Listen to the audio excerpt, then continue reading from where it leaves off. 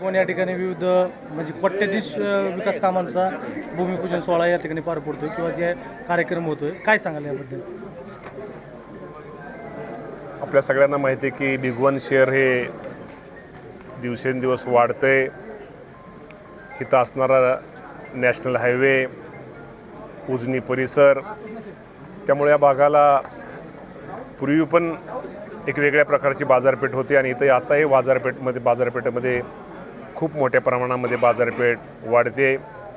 आणि तुम्हाला सांगायला आश्चर्य वाटेल की पुण्याच्या हडपसरनंतर हायवेला सोलापूरपर्यंत सगळ्यात जागेचे रेट जर सगळ्यात जास्त कुठं असतील तर ते भिगवणला आहेत.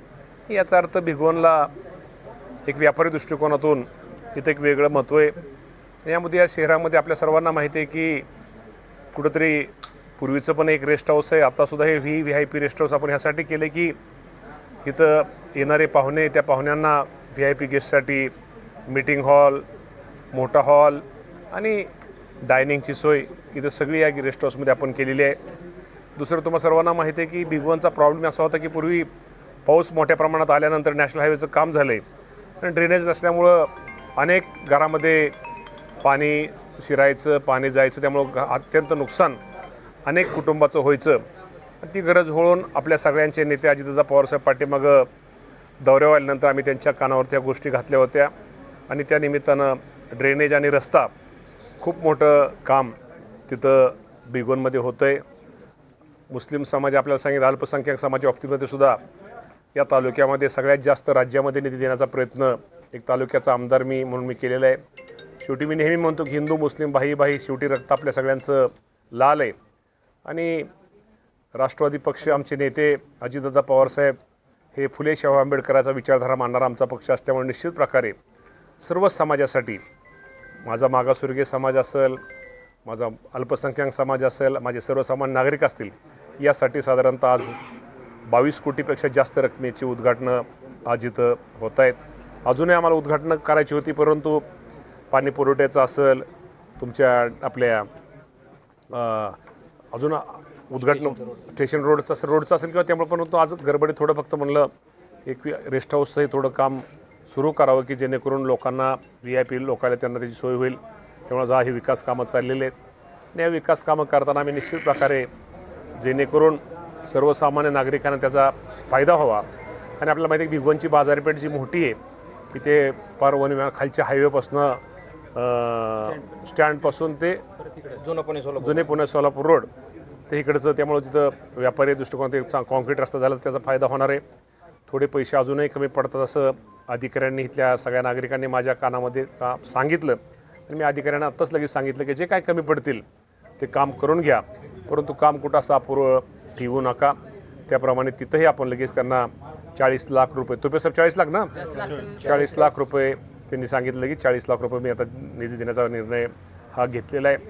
शेवटी लोकप्रतिनिधी, आज मी आमदार मंत्री जरी असलो तर शेवटी माझा तालुका हा माझ्या दृष्टिकोनातून महत्त्वाचा आहे. तालुक्यातले नागरिक, तालुक्याचे प्रश्न, त्या तालुक्यात असणाऱ्या सहकार्य, मदत ही भूमिका माझी असते. त्यामुळे हा निधी देतो आणि अनेक भिगवणमध्ये मी सांगतो हिशोब जर केला तर भिगवण आता 100 कोटीच्या आसपाससुद्धा जाईल इतकी कामं भिगवणमध्ये चाललेले आहेत. आणि शेवटी कामं केली म्हणजे आम्ही काही त्यांच्यावरती उपकार करत नाही. शेवटी आमचं कर्तव्य, ज्या भावनेनं, ज्या विश्वासानं या लोकांनी आपल्याला त्या खुर्ची बसवले, शेवटी ती खुर्ची शो करण्यासाठी नसून शेवटी त्या खुर्चीच्या माध्यमातून या तालुक्यातील लोकांना कशी मदत होईल तो प्रयत्न करतो आहे. तुम्हाला सर्वांना माहिती आहे की दिव्यांग आणि वयोश्री जी योजना आहे त्या योजनेचा खूप मोठा कार्यक्रम हा भरणेवाडी ग्रामपंचायतीमध्ये झाला. त्यामध्ये साधारणतः 4,000च्या पेक्षा जास्त लाभार्थ्यांना 20,000 वस्तूचं वाटप केलं. साधारणतः 4.5 कोटी रुपये रकमेचं वाटप केलं. ह्यातनं उद्देश एकच आहे की केंद्राच्या योजनेचा, राज्याच्या योजनेचा या तालुक्यातील गरीब आपल्या लाभार्थ्यांना, गरीब लोकांना त्याचा लाभ व्हावा आणि त्यातनं निश्चित प्रकारे त्याला कुठंतरी त्याला उभारी यावी, त्याला कुठंतरी हातभार लावा, हीच म्हणून आमदार म्हणून माझी अपेक्षा आहे. कृषी मंत्री म्हणून निश्चित प्रकारे माझ्या शेतकऱ्यांसाठी जे काही गोष्टी करणं गरजेचं आहे ते आम्ही करतो आहे. कर्जमाफीच्या बाबतीमध्ये सगळ्यांची मागणी आहे. या बाबतीमध्ये सुद्धा परदेशी साहेबांच्या एक अधिकारी, त्यांच्या अध्यक्षतेखाली एक कमिटी केलेली आहे आणि त्या कमिटीचा अहवाल साधारणतः एप्रिल महिन्याच्या पहिल्या आठवड्यामध्ये आम्ही तो त्यांना त्यांना गाईडलाईन दिलेली आहे. आणि एप्रिल महिन्याच्या पहिल्या आठवड्यात अहवाल आल्यानंतर साधारणतः 30 जूनपूर्वी माझ्या शेतकऱ्यांची सुद्धा कर्जमाफी घेण्याचा निर्णय राज्याचे मुख्यमंत्री, दोन्ही उपमुख्यमंत्री यांच्या सहकार्य घेण्याचा प्रयत्न आम्ही करतोय. आत्ता जे रखडलेले जे विषय होते तुम्ही त्याच्यावरती निधी टाकला, ते काम आता चालू झालेत. पण अजून एक विषय आहे मामा की पशुसंवर्धनाचा जो दवाखाना आहे गुरांचा, जे जनावरांचा आहे, तो सुद्धा रखडलेला आहे. त्याच्यावरती काय सांगाल? या बाबतीमध्ये आता तुम्ही मला सांगता, मी माहिती घेऊन सांगतो. कारण दुरुस्त टेंडर झालेलं आहे, काम चालू होईल. भिगवणला निधी टाकायला उशीर झाला का? नाही, भिगवणला पहिल्यापासून निधी टाकलाय, माहिती घ्या तुम्ही. पराग भाऊ आता तुमच्या सोबत आहे, तर त्यांचा प्रवेश त्यांचा प्रवेश कधीच झालेला आहे. प्रवेश आहेच की आमचा. अधिकृत प्रवेश अधिकृत प्रवेश झालाच की, बरोबर आहेत म्हणल्यानंतर प्रवेश झालाच की. आम्हाला तर काय दिसलं नाही. तुम्हाला दिसला नाही पण मला दिसला ना.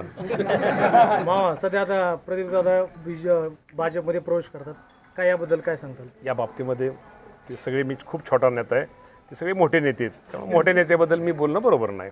मामा एक पत्रकारांचा प्रश्न होता की तुम्ही म्हणला की VIP गेस्ट लोकांना विश्रामगृह मिळावं, चांगली सुविधा VIP नाही, आपल्याकडे कुठलाही पाहुणा आला तर त्या पाहुण्याला भिगवणला, एक मिनिट, भिगवणला राहिल्यानंतर इथं हे केल्यानंतर एक कुठंतरी प्रसन्न वातावरण व्हावं, कुठंतरी आपल्या तालुक्याबद्दल आपलं नाव वाटावं, तालुक्याबद्दल त्यांचं आपले पण मान ताटावं. अरे राहायचं तर चला, आपण भिगवणला, कुठला एखादा पाहुणा मुंबईवरून निघाला, आपण भिगवणला राहू, आपण इंदापूरला राहू, की जेणेकरून एखादा मोठा पाहुणा इथं भिगवणला राहिला, इंदापूरला राहिला, पाहुणा जर राहिला, पाहुण्याला काय आपण मोकळ्यात सोडणार नाही, इथं राहिला की आपण त्याकडून काय तर घेऊ इंदापूर तालुक्यासाठी, असं हे नियोजन आहे. पत्रकारांना थोडंसं जास्त प्रयत्न करावं लागतात जर विश्रांतीगृह पाहिजे असेल. त्या बाबतीमध्ये निश्चित प्रकारे सूचना दिल्या जातील. मामा जिल्हा परिषद आणि पंचायत समितीच्या निवडणुका कधी जाहीर होतील, काय वाटतं? आता मी काय निवडणूक आयोग तरी पण अध्यक्ष तुम्हाला नाही, काय नाही, द्यावं अजिबात तसं. मग ह्याचं निवडणूक ते वेगळंच की आहे, त्यामुळे त्याच्याबद्दल काहीच सांगता येत नाही. त्याच्याबद्दल मुख्यमंत्री साहेबांना पण सांगता येणार नाही. आता मी तर मंत्री, मी तर खूप आहे, त्यामुळे त्या बाबतीत मी भाष्य करणं बरोबर नाही, पण लवकरच होतील. मामा, भिगवण पेठ अशी मोठी आहे असं आता पराग भाऊंनी सांगितलं, पण ते भिगवण पेठचा मेन रस्ता जो आहे ना, त्या बऱ्याच रस्त्याची धूळ आहे त्या मच्छी मार्केटच्या पाठीमागच्या बाजूला. ते बऱ्याच दिवसापासून तो रस्ता तसा तर काढलेला आहे. तर तो कोणता तक्रार